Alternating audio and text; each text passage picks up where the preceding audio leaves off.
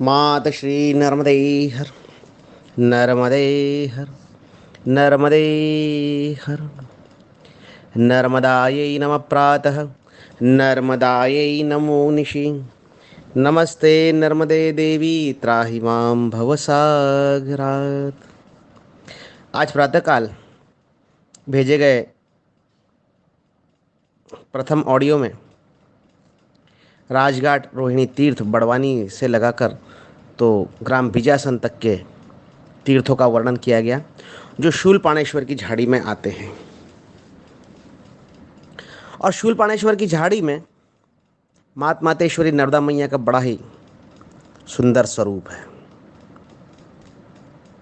और पूर्व काल में यहाँ पर जो परिक्रमावासी आते थे उन्हें लूट लिया जाता था। वर्तमान में ये समस्या समाप्त हो चुकी है, क्योंकि सरदार सरोवर बांध जो बन गया उसका जल ग्रहण क्षेत्र बहुत विशाल है। और उस जल ग्रहण क्षेत्र में अनेक जो मूल गांव वनवासियों के थे, जिन्हें हम मामा कहते हैं, वो गांव डूब गए। उसके बाद में सरकार द्वारा उन्हें मुआवजा दिया गया, मुँह बदला दिया गया और वो अन्यत्र जाकर बस गए। और ईस्वी सन 2010 में जिनका देहांत हुआ, ब्रह्मलीन पूज्य लखनगिरी बाबा, इनके द्वारा किए गए कार्यों से भी लूटपाट लगभग काफ़ी कम हो चुकी थी। ये शूलपाणेश्वर की झाड़ी में से जब परिक्रमावासी जाता है और जो लूटते हैं वनवासी, बहुत ही अभाव में रहते हैं। और अभाव में रहने के बाद भी जो एक आनंद उनके मन में होता है वो बड़ा विचित्र होता है। इन्हें मामा कहते हैं। मामा कहने के पीछे भी काफ़ी बड़ा कारण है। ये जो वनवासी जो पूर्व काल में परिक्रमावासियों को लूट लेते थे और जिसके कारण शूलपाणी की झाड़ी बहुत ही कुख्यात थी, तो ये जो लूटते थे ये अकारण नहीं लूटते थे। हमें ये गलत लग सकता है कि ऐसी लूटापाटी परिक्रमावासियों जैसे भोले भक्तों के साथ में क्यों करते हैं, परंतु ये विधाता ने लिखा हुआ विधान है। और आगे शूलपाणेश्वर भगवान की जब कथा आएगी तब मैं बताऊंगा कि भगवान भोलेनाथ ने अपने रुद्रगणों को परिक्रमावासियों की परीक्षा के लिए शूलपाणेश्वर की झाड़ी में भेजा था, वहाँ पर उनकी नियुक्ति की थी। और ये भगवान भोलेनाथ की आज्ञा से ही, परंपरा के कारण परिक्रमावासियों को लूट लेते थे, ताकि परिक्रमावासियों की सेवा कितनी दृढ़ है इसकी परीक्षा की जाए। और कहा जाता है कि नर्मदा परिक्रमा कलयुग में मोक्ष देने का एकमात्र साधन है। तो जब मोक्ष देने का ये एकमात्र साधन है तो मोक्ष इतने आसानी से तो मिलता नहीं। तपस्या करने की आवश्यकता होती है और कोई सी भी कार्य हम करें तो बिना परीक्षा दिए उत्तीर्ण नहीं होते। तो भगवान भोलेनाथ ने ऐसी व्यवस्था करी कि अपने रुद्रगणों को शूलपाणी की झाड़ी में भेजा और परिक्रमावासी की परीक्षा लेने के लिए वो उन्हें लूटने लगे। आजकल हम बड़े प्रसन्न होते हैं कि ये परीक्षा, ये लूटमार बंद हो चुकी है, अब हम आराम से परिक्रमा करेंगे। परंतु वस्तुतः ये जो पैदल परिक्रमा करते हैं उन परिक्रमावासियों के लिए बड़ी हानिकारक बात है। हानिकारक बात इसलिए क्योंकि परीक्षा समाप्त हो चुकी है। और जब परीक्षा में पास होकर जब परिक्रमावासी शूलपाणेश्वर बाबा के दर्शन करता था तो बिल्कुल आग में निखरा हुआ सोना, तपा हुआ कुंदन जैसा निश्चल निर्मल होता था वो। परंतु वो दुर्भाग्यवश, हाँ मैं इसे दुर्भाग्यवश कहूँगा, कि लूटपाट बंद हो चुकी है, क्योंकि परिक्रमावासी की परीक्षा बंद हो चुकी है। और ये परीक्षा जो लेते थे उन वनवासी को हम कहते थे मामा। इनको मामा कहने के पीछे भी बड़ा ही रमणीय कारण है। कारण ये है कि रुद्रगण जो हैं डाकिनी, शाकिनी, भूत, प्रेत, पिशाच आदि जो रुद्र के गण हैं, ये रुद्र देवता के भगवान भोलेनाथ के पुत्र कहलाते हैं। और मात मातेश्वरी नरदा मैया भगवान भोलेनाथ की पुत्री है। हम श्रद्धा से माँ रेवा को मैया कहते हैं, माँ कहते हैं। इस नाते से जो रुद्रगण हुए वो हमारे मामा हुए, और भगवान भोलेनाथ ने रुद्रगणों को शूलपाणेश्वर में भेजा था, इसलिए ये हमारे मैया नर्मदा के भाई हैं, इसलिए उन्हें मामा कहते थे। परंतु अब उनकी वो स्थान छूट गए हैं, लूटपाट बंद हो चुकी है लगभग, तो कठिन परीक्षाएं भी लगभग समाप्त हो चुकी हैं। शूलपाणी की झाड़ी में मैया प्रवेश करती है और कहीं कहीं पर जाकर बड़ी सक्रिय हो जाती है। बिजासन के आगे हम जाते हैं तो ग्राम आता है मोरकट्टा। मोरकट्टा ग्राम के पास ही हिरणफाल नाम का एक बड़ा ही सुंदर स्थान था मैया का। हिरणपाल दो पहाड़ियों के बीच में बिल्कुल एक सक्रिय सी दरार, उसमें से नाद प्रकट करती हुई मैया बहती जाती है, और बिल्कुल जैसे एक गेट होता है ना, शूलपाणी का प्रवेश द्वार जिसे हम कहते हैं, मूल शूलपाणी का प्रवेश द्वार, ऐसा आप मान लीजिए ये जो ग्राम मोरकट्टा का जो हिरणफाल क्षेत्र है। और ऊपर पहाड़ियों से निकली जब मैया, जब नीचे हल्की छप छप छप छप जब करती थी, तब बड़े ही सुंदर ध्वनि होती थी। करती थी इसलिए क्योंकि अब ये स्थान सरदार सरोवर बांध के जल में हमेशा के लिए जलमग्न हो चुका है। अब वो दृश्य दिखते नहीं, वो सकरी दरार जिसमें से मैया छप छप करके बहती थी, वो अब दिखती नहीं, क्योंकि पूरा जलमग्न हो चुका है। पूरा पानी ही पानी, पानी ही पानी, सैकड़ों फुट ऊपर तक पानी भरा हुआ है। और आड़ी तिरछी मैया जब पुरातन काल में बहती थी, ये हिरणफाल नाम का जो स्थान है ईस्वी सन 2015 में जलमग्न हो गया। उससे पहले अनेक बार दर्शन किए हैं। अरे वाह वाह वाह, क्या सुंदर स्थान! ऐसा लगता है जैसे मानो माँ नर्मदा धागे रूपी पहाड़ियों में से गुजरती है और एक सुंदर फूल का गजरा बनाते हुए निकलती थी। ऐसे दृश्य दिखते थे। और इस झाड़ी में जितने भी पुरुष जो मामा लोग रहते थे, सिर्फ लंगोटी पहनते थे। आज भी जो मुख्य वनवासी ग्राम हैं उसमें लंगोटी धारण करके ही घूमते हैं। ज़्यादा हुआ तो शाल लपेट लेते हैं। माताएं बहनों की भी वही स्थिति है। निर्धन अवश्य हैं पर गरीब नहीं हैं, वो आनंदित हैं। और ये हिरणफाल, इसे हिरणफाल मूल रूप से यदि आप जाए वहाँ पर और उनसे पूछें कि इस हिरणफाल इस स्थान को क्यों कहा जाता था, तो वहाँ के जवाब देंगे कि ये जो सक्रिय जो पहाड़ियाँ हैं, ये पहाड़ियाँ इतनी सक्रिय है कि हिरण जो है, हरिण इधर से उधर कूद जाए, इतनी सक्रिय पहाड़ी की दरार में से मैया निकलती थी, इसलिए उसे हिरणफाल कहते हैं। मैं बार बार निकलती थी इसलिए कहता हूँ कि अब ये स्थान जो है, आगे के जितने भी स्थान में शूलपाणेश्वर तक के आपको बताने जा रहा हूँ, वो सब जलमग्न हो चुके हैं। परिक्रमा का मार्ग भी बदल गया है, थोड़ा सा लंबा हो गया है। 2-3 मार्ग अब तो बन गए हैं। तो यहाँ मोरकट्टा कुली तक तो वाहन आने, पहले तो यहाँ पर लगभग ये बड़वानी से लगभग 55-60 किलोमीटर के आसपास जो कुली गांव पड़ता है, पहले तो यहाँ पैदल आना भी मुश्किल था, परंतु अब सरकार ने जो विकास किया, लगभग 60 किलोमीटर की पक्की सड़क बन गई। यहाँ आने में, अब कुली तक तो आने में, मोरकट्टा बोरखेड़ी कुली तक तो आराम से वाहनों के द्वारा, 4 व्हीलर वाहनों के द्वारा आया जा सकता है। उसके बाद का रास्ता अभी भी बंद है, पैदल निकलना ही एकमात्र विकल्प है वहाँ से।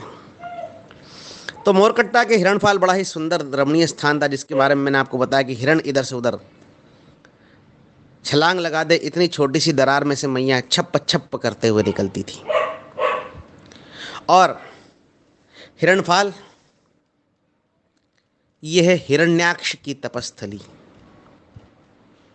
जो महादैत्य वो हिरण्याक्ष, जो पृथ्वी को रसातल में ले गया, वेदों को रसातल में ले गया, पुराणों को रसातल में ले गया, और जिस पृथ्वी और वेदों का उद्धार करने के लिए भगवान विष्णु को वराह अवतार ग्रहण करना पड़ा, ये वो हिरण्याक्ष। उस हिरण्याक्ष ने भी यहाँ पर आकर तपस्या करी। वो स्थान हिरणफाल, ये बड़वानी जिले के ग्राम मोरकट्टा के बीच आता है। हिरण्याक्ष की तपस्थली हिरण्याक्ष राक्षस ने किस कारण यहाँ पर तपस्या करी, इसका संपूर्ण विवरण तो प्राप्त नहीं होता, परंतु एक चमत्कार यहाँ पर मैंने 2-3 बार देखा हुआ है, जो ईस्वी सन 2005-2006 में वो दिखना बंद हो गया।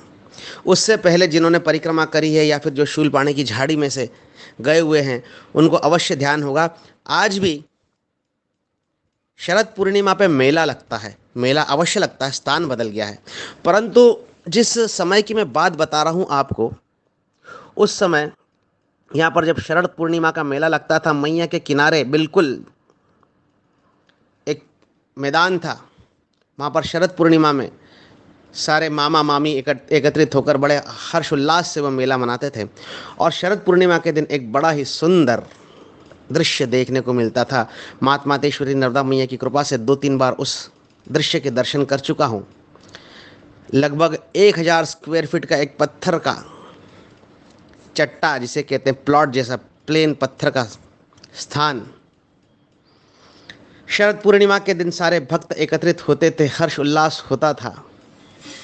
और कहा जाता है कि शरद पूर्णिमा के चंद्रमा का तेज बड़ा ही दिव्य होता है, और हम दूध आदि चंद्रमा के प्रकाश में रखते हैं, और वो दूध जो है दमा जैसी बीमारियों का नाश करता है। और शरद पूर्णिमा के चंद्रमा की जो दूध है वो पीना अत्यंत लाभकारक माना गया है। और ऐसे कहते हैं कि चंद्रमा की किरणों के माध्यम से दूध में अमृत वर्षा होती है। परंतु जिस स्थान को मैंने आपको बताया कि 1000 स्क्वायर फीट का लगभग का पत्थर का चट्टा बना हुआ था, वहाँ पर एक विचित्र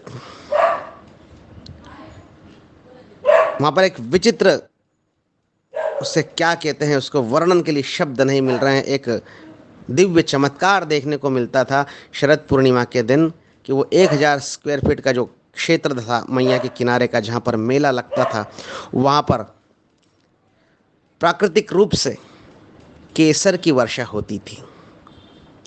शरद पूर्णिमा के दिन हिरणफाल के पास बड़ा ही सुंदर दृश्य, अपने आप केसर के छींटे पड़ते थे, बिल्कुल भगवा रंग के। और वो पूरा जो 1000 स्क्वायर फीट के आसपास का, 2000 स्क्वायर फीट के आसपास का जो स्थान था, बिल्कुल केसरमय हो जाता था। ये चमत्कार देखने के लिए लोग बाग मेला लगाते थे और बड़ा ही आनंद हर्ष उल्लास हो जाता था। और ये मेरा सौभाग्य है कि 2-3 बार वो चमत्कार मैं देख चुका हूँ।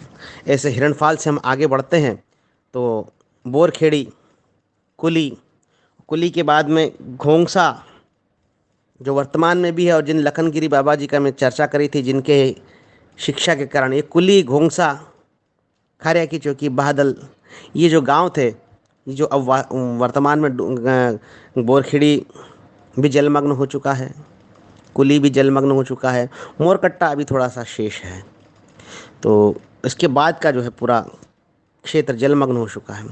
तो ये ग्राम घोंगसा अभी भी पैदल जा सकते हैं। कुली से लगभग 5-7 किलोमीटर पैदल जाना पड़ता है, और वहीं से पैदल आगे रास्ता जाता है। तो परिक्रमावासी वहाँ से पैदल ही निकल पाते हैं, मोटरसाइकिल भी नहीं जा पाती उस रास्ते। इतना दुर्गम स्थान है ग्राम घोंगसा। यहाँ पर लखनगिरी बाबा का निवास था, और लखनगिरी बाबा ने ही समाज जागृति करी थी, और यहाँ के जो वनवासी हैं उन्होंने लखनगिरी बाबा को अपना आराध्य मानकर लूटपाट बंद कर दी थी, कम कर दी थी, और बांध बनने के बाद में पूर्ण रूप से समाप्त हो गई।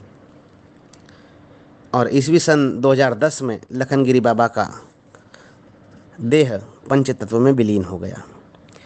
तो ऐसा था ये खारिया की चौकी, बहादल संगम, भूचे गांव, ये पुराने बता रहे हैं, ये सब डूब चुके हैं।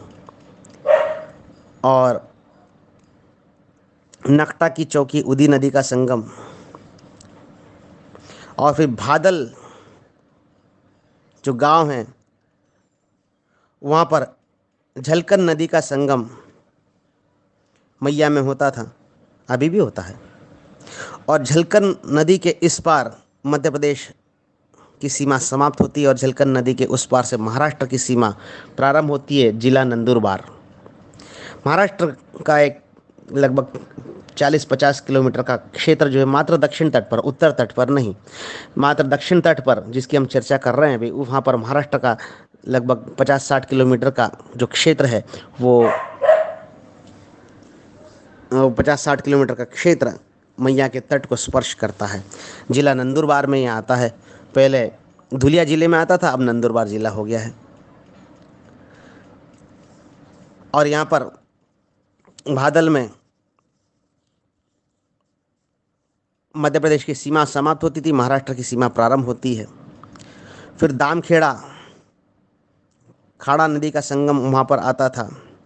फिर गांव आता था पेंड्रा, और पेंड्रा के ठीक सम्मुख जो बड़ा ही दिव्य स्थान था वो भी जलमग्न हो चुका है उत्तर तट पर, उसे कहते हैं हापेश्वर।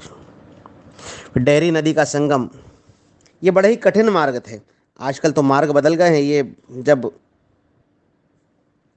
यहाँ से परिक्रमावासी जाते थे तो बड़ा ही कष्ट भी उठाते थे और आनंद भी पाते थे। दोनों का यदि कहीं संगम देखना हो, कष्ट उठाते हुए आनंद का यदि संगम देखना हो, तो परिक्रमा में बड़ा आनंद आता है। दामखेड़ा, पेंड्रा, डेहरी, यह मार्ग बड़ा दुर्गम, परंतु रेवा मैया का रूप जो है बिल्कुल अलौकिक, अलौकिक। इसके बाद में मात्र अलौकिक के अलावा कोई शब्द ही नहीं है मैया के रूप को। इसके बाद में सिमलेट आ जाता, सिमलेट से आगे फिर सिंदूरी नदी का संगम, यहाँ पर महाराष्ट्र समाप्त हो जाता है, गुजरात प्रारंभ हो जाता है। गुजरात का जिला राजपीपला, नर्मदा प्रारंभ हो जाता है। पहले जो है इस पुरातन मार्ग पे उमरखेड़ी, चिमलखेड़ी, धानखेड़ी, ये जो ग्राम आते थे, तो इन सभी ग्रामों में तो नहीं लूटते थे।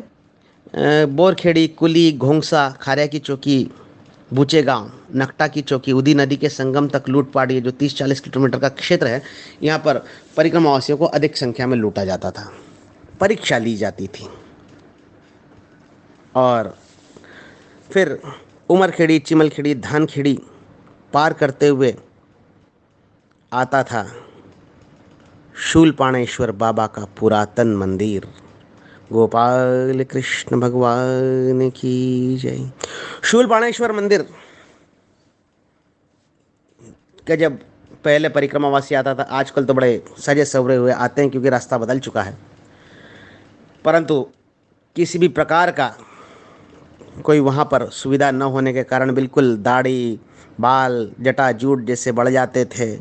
परिक्रमावासी माताओं बहनों के भी बिल्कुल हाल बेहाल हो जाते थे। और शूलपाणेश्वर बाबा का मंदिर का, पुरातन मंदिर का जब दर्शन करते थे तो बड़े ही प्रसन्न हो जाते थे। आजकल शूलपाणेश्वर बाबा का ये पुरातन मंदिर भी जलमग्न हो चुका है। नवीन मंदिर तक हम आज जाने वाले हैं। तो जब इस शूलपाणेश्वर की झाड़ी में से जब निकलता था परिक्रमावासी, तो बिल्कुल तपा हुआ कुंदन, एकदम खरा सोना, जैसे नवजात शिशु कैसा निर्मल कोमल होता है, बस वैसी ही परीक्षा देकर परिक्रमावासी आता था। और परिक्रमावासी यहाँ से निकलते समय उसके सारे अहंकार, सारे दंभ, सारी मान्यताएं, सारा गर्व समाप्त हो जाता था। क्योंकि मैया को कहते हैं नर्मदा, और शास्त्रों में तो नहीं परंतु विद्वानों ने इसका अर्थ लगाया कि नर का मद हरने वाली, अर्थात हमारा जो मद है, हमारा गर्व है, हमारा अहंकार, इसका हरण जो करती है वह नर्मदा। ये अर्थ विद्वानों के द्वारा निकाला गया है, शास्त्र में तो नहीं मिलता, परंतु सत्य है। शूलपाणेश्वर की झाड़ी में इतना कष्ट उठाते हुए जब जाते थे तब बड़ा ही सारा मद, सारा अहंकार चूर चूर हो जाता था। मनुष्य अपनी सारी मान्यताएं भूल जाता था। बस उसे एक ही याद रहता था, नर्मदे हर मां, नर्मदे हर, नर्मदे हर मां, नर्मदे हर। रेवार्पणमस्तु, रेवार्पणमस्तु, इदम रेवाय इदम नमः, इदम रेवाय इदम नमः। होगा वही जो मैया चाहेगी, मात श्री नर्मदे हर। आगे शूलपाणेश्वर बाबा के महत्व का वर्णन करने के लिए ऑडियो अभी थोड़ी देर में आपके सम्मुख प्रस्तुत कर रहा हूँ। और मैं पंडित अनय रेवाशीष, कैवल्य धाम आश्रम, ग्राम कटगड़ा, तहसील बड़वा, जिला खरगोन, जो कि ओंकारेश्वर ज्योतिर्लिंग से 17 किलोमीटर की दूरी पर है, यहाँ से आप सभी को प्रणाम करता हूँ। पुनः शूलपाणेश्वर बाबा की महिमा का ऑडियो लेकर थोड़ी ही देर में आपके सम्मुख प्रस्तुत करता हूँ। और कोई जिज्ञासा हो, कोई प्रश्न हो अथवा आपके पास कोई जानकारी हो तो मुझे अवश्य बता सकते हैं। मेरा नंबर है 9826764226। मात श्री नर्मदे हर, काल हर, दुख हर, दारिद्र्य हर, संताप हर, क्लेश हर, सबका भला कर। मात श्री नर्मदे हर, जिंदगी भर, जिंदगी भर, जिंदगी भर।